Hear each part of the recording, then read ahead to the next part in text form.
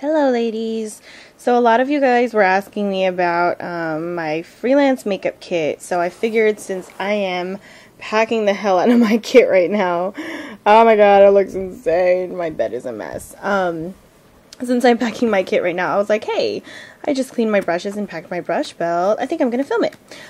So I'm going to do it in pieces because this is all this stuff going on right here. That's going to take forever. So I'm going to do it in pieces. We're going to start with my brush belt because a lot of you ladies were asking me what kind of tools I use, what kind of tools I bring, etc., etc. I have posted about this brush belt a long time ago. I think it was sometime last year, but a lot of people were very interested in this brush belt. I do believe it is no longer being carried, but whatever I can find comparable on the website, I will link you guys to it down below.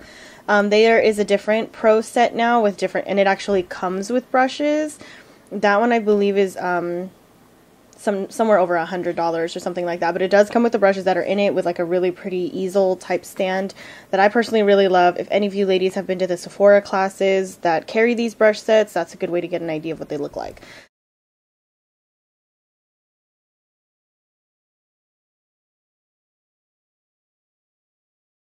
But this one is my personal brush belt. I have two other ones that I use. I had a smaller one from e.l.f. that only has, I want to say, 2 or 3 like levels of slots or whatever.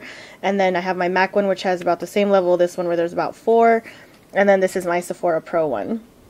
I love this brush belt. It's probably my favorite out of the 3. It is the easiest to clean. It has all these cool little compartments, and it, as you can tell, it holds so much. It's insane. Like, this is ridiculous. It doesn't squish my brushes like some of my other brush belts do. It doesn't warp them because they're getting squished or whatever. And I love this little strap up here. It's a different kind of material. You guys can kind of hear it, I guess. It's very nice and clean and very durable. This velcros in the back. If I can show you. Hello. It velcros in the back to hold it down, so when you do strap it behind you, it sticks there and it doesn't move. One thing I hate about brush belts is that it's not functional. Sorry, that is so loud. So my biggest thing is it has to be functional. If it's not functional, I ain't messing with it. I have a smaller brush belt from Sephora. It's about half this size as well. That also fits a lot too. Someone had asked me a long time ago, is this big girl friendly, quote unquote. If that means what I think it means, yes, the strap gets very wide. So it does extend pretty far. It's long enough for me to strap around my shoulder because that's what I prefer to do. I actually hate wearing my brush belt around my waist. It's not my thing. I strap it around my shoulder. It's a lot easier for me to work with, or I just literally lay it out on a table if my setup is proper at wherever I'm at. So this is what it looks like when it's closed. This is like the strap. It actually gets pretty long, but again, like I said, I wear it on my shoulder. So the flap, I like that it doesn't squish my brushes, it doesn't warp them, it doesn't do anything weird to them. I've had brush belts that don't have a top on it. Oh, believe me, that is a nightmare. So many times my brushes have fallen out because it doesn't have a cover over it. So this is a really big deal for me. I need a brush belt that has a cover, so I'm really, really picky about that. This gets really big, as you can tell, but I love that it straps and stays closed like this. Super, super helpful. Again, like I said, it keeps my brushes together. It doesn't roll around. It doesn't get crazy because, girl, I'll tell you right now, it can be a nightmare when all your brushes just fell out. Like, I've lost so many brushes because of that. Oh, hi, Kaylani. I've lost so many brushes that way. Some of my favorite brushes have gotten lost, like my MAC 224s, some of my Makeup Forever ones. It's so annoying. So for those of you who have the same problem and don't have a good way to store your brushes, and you want to invest in a brush belt because you feel like that's more functional for you, I definitely recommend you get one with a flap over it. So let's just get right into it because this video is going to be forever long. I put my business cards in here. LoveBLENDnBeauty, super cute, I know. I need to update my card thing, but ideally, yeah, this is what I like this for too, is it has business card holders. I tend to forget to give away my business cards. I give them away when people ask, and I totally forget to like literally hand them out. I also have thank you cards that match this, so I usually will send those to my clients if I don't send them any other kind of thank you. Just, you know, thank you for having me, that kind of thing.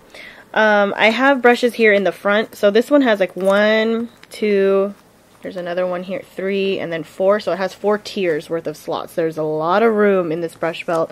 And as you can tell, a lot of the slots can have multiple brushes in it, which I love. So I segregate them I'm pretty organized when it comes to my brushes. I'm super anal about it. I'm anal about the one at work too. So I'm pretty picky about what I put in my brush belt.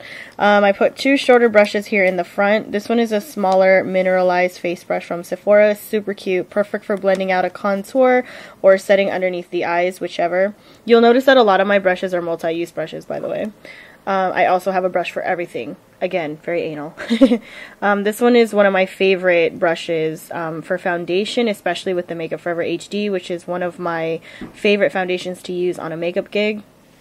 This is the Sephora number 53. Number 53. I featured this in a video, on my favorites video, I think, but I do need to do an actual review on this brush and perhaps a demo. I love this brush. It's perfect for any lightweight foundation that you need to get to full coverage, like super quick, and a beauty blender just isn't doing it for you, which is very rarely ever the case. But when you're working on like a million different clients and you don't have enough beauty blenders or whatever the case may be, sometimes you just need it. So it depends too on the texture of the person's skin. Again, like I said, this just helps me work a lot faster when it comes to foundation. So that's one of my go-to brushes for foundation. I have a couple more back there you'll see in a little bit. These up front are application brushes, quote unquote. These are what I use to like apply contour or apply like primer or moisturizer, setting powder, little things like that. These are 3 multi-use brushes that I love to use. One is a flat synthetic foundation brush. Another one is, I want to say there's a precision face brush from Real Techniques, and then a setting brush from Real Techniques, which is like a fluffier version of this guy. And I just have one of these guys. I normally never use these on myself, but I realize how handy they come in when I do gigs. I don't know, honestly, I never use this side, the brush side. I actually even wanted to cut it off, but I use this side. Because if I have a client that's like getting really clumpy lashes because I'm applying a lot of coats, or if she applied too many coats because she wants to go ham on her mascara, it's really helpful for splitting up the lashes. I used to be really old school and I had a pin that I did it with. I don't know, that's super old school, but obviously that's dangerous. The first row right here is going to be all full of like eye brushes / concealer brushes. The concealer brushes are more for like cutting brows or applying really thin parts in certain areas, like pinpointing kind of stuff. I have bigger concealer brushes for like blemishes and, you know, random areas of the face that need bigger parts of concealing, but otherwise these are like for cutting brows, applying pigment, cream products, that sort of thing. And then all of here are like my blending brushes mostly, couple pencil / detail brushes right here. Again, it's a mix of like synthetic and natural haired. I have 2 different pencil brushes here, one synthetic, one natural haired, and then 2 like detail brushes. One is more of like a fluffier kind of detail, the other one is more of a smudgy brush.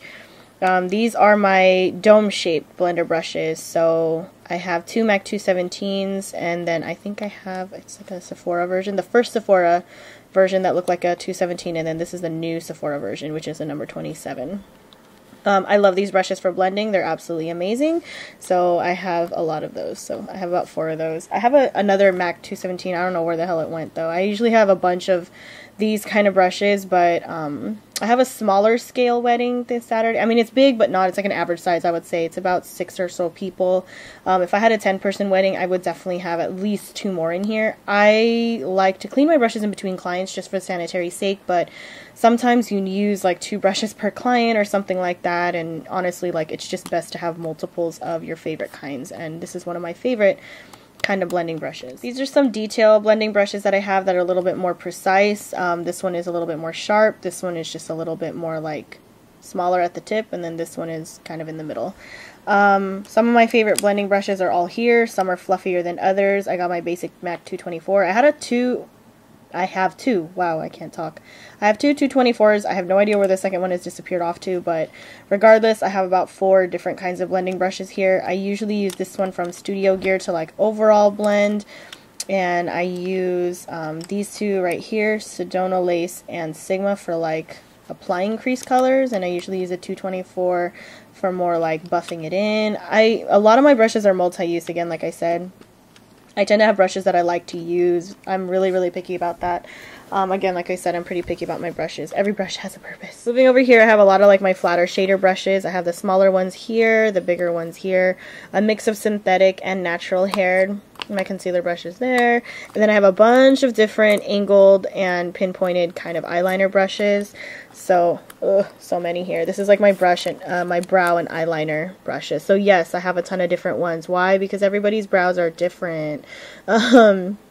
Different ones for different products. Like this one right here, the shorter one. This one I like using for Anastasia's dip brow. My MAC 266 or 263. Just kidding. 263 I like using with my either the dip down fluid line or with Mega Forever's Aqua Brow. Same thing goes for my 208. I like using this for powder or cream or gel, whatever the consistency may be. It's perfect for getting that perfect wing liner because it's so small and precise, and it's also perfect for applying powder brow products because I don't know, something about this 208 brush. You need this in your life. I'm sorry. Of course, I have a spoolie. I bend mine just to make it easier. I have two bent liner brushes. One is a little bit thicker than the other, as you can tell.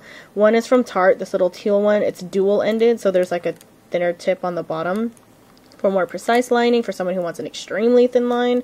And then this is just a basic one for when I use like gel liner. I also have this kind. So basically I have a lot of different ones, both synthetic and natural, and also like different shapes and sizes for everybody's different eyes. And because I don't want to keep cleaning it, because cleaning liner and brow products out of a brush can be really daunting. It can get kind of annoying. Here you'll find two of my powder brushes. I have natural and synthetic, and then I have two kind of duo fiber brushes. One is bigger, one is smaller. Over here in the back you'll see a couple more complexion brushes. I'm really big on complexion brushes. Again, every brush serves a purpose. So I have two of these, both from MAC. I love this one for concealer or cream blush. Same thing with this one. I also love this one for highlighting, especially those liquid highlighters. I love applying it with these two type of dual fiber brushes. This one I like using for really precise contouring or concealer, whichever. And then these two I like for my blush slash bronzer. This one is a bigger taper one from Sedona Lace. This one is a fluffy angled one from Sigma. And then when you go over this way, you'll see some more tapered brushes. Oh, just kidding. This is a Sedona Lace one. This is a MAC one. Just kidding. And then I have a fluffier contour brush. That's a MAC 109. This is also good for foundation. So it's really good specifically for the Makeup Forever HD foundation. So I like that for foundation too. But most of the time I'm using it for a contour. And this one is one of my favorite blush slash everything brushes. It does blush, highlight, contour, everything. This is a precision blush brush from Sephora. It's definitely one of my favorite brushes that they carry. Definitely a must-have in my kit. I have to have a brush like this. Then I have a fan brush here, which I also use for contouring and highlighting. So all of these brushes here and up here are all multi-use. Here. All the ones over here are more foundation brushes and multi-use as well. So this one I love for concealer or also blending out. Then I have my flat top Sigma F80. I have an angled kabuki from Sedona Lace. The contour brush from Real Techniques, which is one of my favorites. And then a more precise, for concealer, a more precise brush for concealer and highlighting and contouring as well. That's pretty much the gist of it. If you guys can't tell already, I really love MAC, Sigma, Sephora, and Sedona Lace brushes. Those are my top brushes, as well as Real Techniques. So those are what most of my brushes consist of. I have more brushes than these. If I have a bigger scale wedding, I will have a second brush belt full of extras, or like a second brush canister full of extras. But this is what I would take on, for example, the gig that I have on Saturday is about 6 people, maybe more, but minimum 6 people. So this is what I would take for like a 6-person gig. Obviously it gets a little bit smaller scaled when I have less people. If I'm doing just one bride, I keep it pretty minimum and I put it in a smaller brush belt. But this is by far one of the best, most functional brush belts I have ever used. I absolutely love it, and it didn't cost me more than 20 bucks, I believe. And I know a lot of you guys were wondering, do I use a beauty blender? Yes, I do. I have the little tiny guy, the little micro beauty blenders. I have to be honest and say that I like the big ones better. So I have two beauty blenders. I have one purple and I have one pink, and then I have the Real Techniques blending sponge, which is absolutely amazing. These are wonderful. So I have 2 of those guys. So if I were to use all of these, that's like 4 clients right there. So that's like all foundation right there if I wanted to.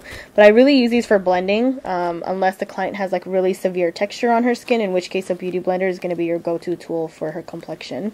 So I keep them in an air breathable, wow, I can't talk, in a breathable bag, because if they're wet, you need them to breathe, especially like after a gig and you just wash them. I keep like a little travel size, I don't even know if you guys can see that. I keep a mini like travel size brush solid cleanser so that I, if I did use a product that was too long wearing that I know is going to stain, I wash it before I leave, and then I stick it in a bag like this so that it can breathe. I hope that answers a lot of your guys' questions, and it gives you guys an idea of what kind of brushes to have in your kit. Again, I feel like brushes are very personal. That's something that I learned working in the industry for so long. Brushes are very personal, and if you're anything like me, you can learn to use a brush very multifunctionally, but yeah, for me, I like brushes that can do a million thousand different things, and each brush serves its own purpose as well. So ideally, I like brushes with different bristles, different textures, different styles, that sort of thing, different shapes, as you can tell, especially with my eyeliner sets right here. Like, there's just so many different kinds, and I know a lot of you are like, okay girl, do you really need that much? Yes, you do. You'll be surprised. Otherwise, you'll find yourself cleaning multiple brushes before you move on to your next client, and that's just too time consuming. Because if you need to be moving from like client to client, there's really no time for that. Thank you guys again so much for watching, and I will talk to you guys later. Bye.